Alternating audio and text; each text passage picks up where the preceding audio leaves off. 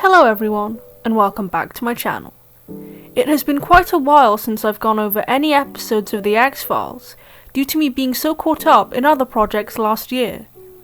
Since my first few videos on the X-Files have been centered around serial killers, I've decided to follow this trend into the new year. The episode being discussed in this video is Season 3 Episode 6, titled Too Shy. This episode centers around a mutant killer like Eugene Toombs of Squeeze, except this one has a noticeable MO. Without further ado, on with the review.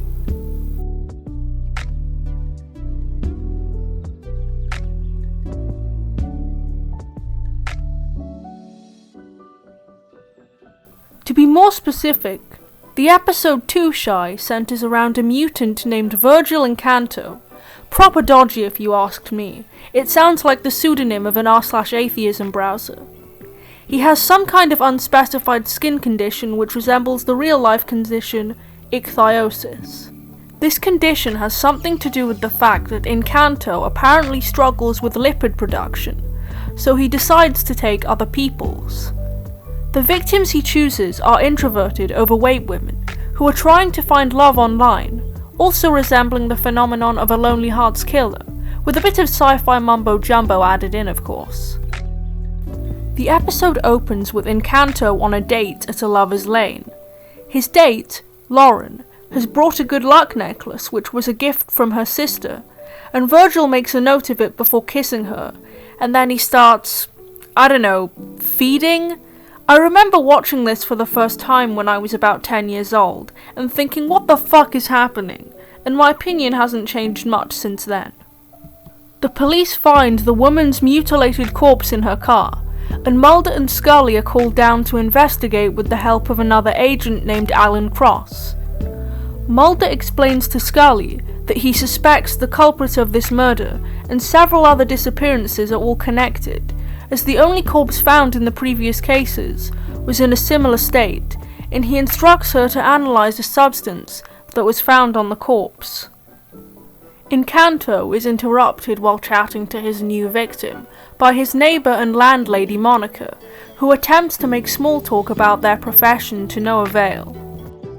While beginning the autopsy, Scully discovers that the cadaver has been completely stripped by the substance.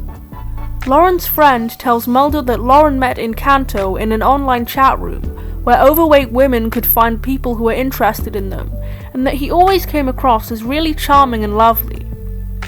Mulder goes to trade information with Scully, who tells him that the substance found on the victim's body contained mostly hydrochloric acid and pepsin, which are both usually found in the stomach as part of digestion. Every other tissue on the body has been found on the corpse, minus most of the adipose tissue. God, I look awful. Please tell me it's the mirror. Same. A woman named Ellen gets ready to meet Incanto, and her friend warns her of a warning the FBI sent out about a Lonely Hearts Killer, so she stands him up. Annoyed at this, Incanto begins prowling the night streets and comes across a woman of the night. She tries to fight him off, but one of the other women and her client find her, much to their horror. Mulder elaborates that the killer has been writing the victim's letters with quotes from 16th century Italian poets, most of which would mostly be available to scholars at the time. Scully also notes that the skin was taken off of Incanto when the victim tried to fight him off. While going to pick up a package, Incanto comes across Monica again and her blind daughter Jessie, and he rejects an invitation to dinner, much to Monica's dismay and Jessie's approval, as he creeps her out. Good on you, kid, you'll go far. Mulder proposes the idea that the culprit is a quote-unquote fat-sucking vampire, and he isn't taken that seriously as usual. Come on man, you guys need to take Mulder's input to heart more, he is almost never wrong. Ellen decides to try and go on a date with Incanto again, and I'm sorry but this guy is far too glib. Jessie is damn right, he's so creepy and has the classic psychopath luring in their prey thing going on, he doesn't seem nice at all.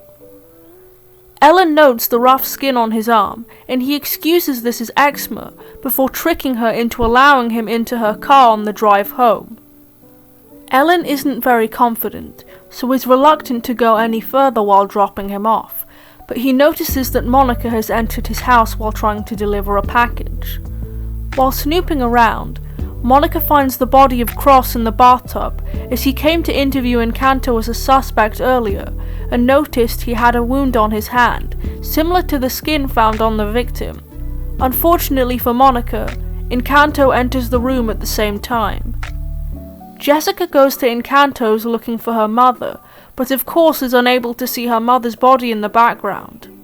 Jessie is still suspicious, as she could smell her mother's perfume, so calls the police, and when they arrive, they discover both of the corpses. Agent Scully, why would someone do this? I don't know, Jessie. This is so sad. I really liked Jessie's character, as despite her age and sensory disability, she was the most insightful out of all of the victims, even if she wasn't a direct victim of Encanto's. Speaking of Encanto, he tries to get to Ellen again, who is extremely wary of him, as she believes he's only interested in her for the purpose of intercourse. She invites him in despite her suspicions, which I think is actually a reference to vampirism, but while going on her computer, she receives another message from the FBI, containing a facial composite of the suspect, but he spots it on her screen.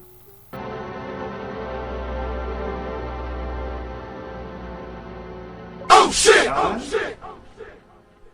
Mulder and Scully arrive in just enough time to free Ellen before she suffocates, and Mulder gives chase to Encanto. He is actually still inside the house and fights with Scully, but is shot by Ellen before he can use his enzyme stuff on her. He confesses and says this: I morte non sono più soli. The dead are no longer lonely. This is such a gross line. Yeah, they didn't want to be lonely, but that doesn't give you the right to suck the life out of them, man. Mad. I think this is a very interesting episode of the series. It has a lot of similarities to other episodes I've reviewed, such as Encanto's animalistic pursuit of his victims to satiate a biological need for something he lacks, much like the aforementioned Tombs, but he also has an MO based on a real-life MO, not dissimilar to Faster of Irresistible. A thing to note as well is how this episode came out in 1995. The internet was still in its infancy and was considered this scary new thing. Online dating was nothing like it is today, and was considered to be for loners and weirdos who had very specific interests.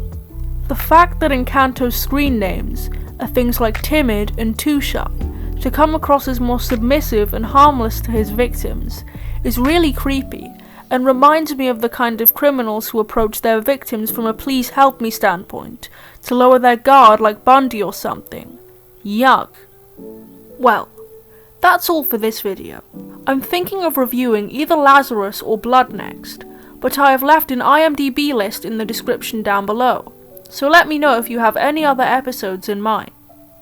Don't forget to like, comment and subscribe, and I hope you all enjoyed the video, and as always, thanks for watching. Nothing like a polo to ease my mind. With polos by my side, I'll always shine. The blue and green ones are my favorite kind, but I'll eat the colored ones from time to time. Cause polos is life, polos is life, polos is life.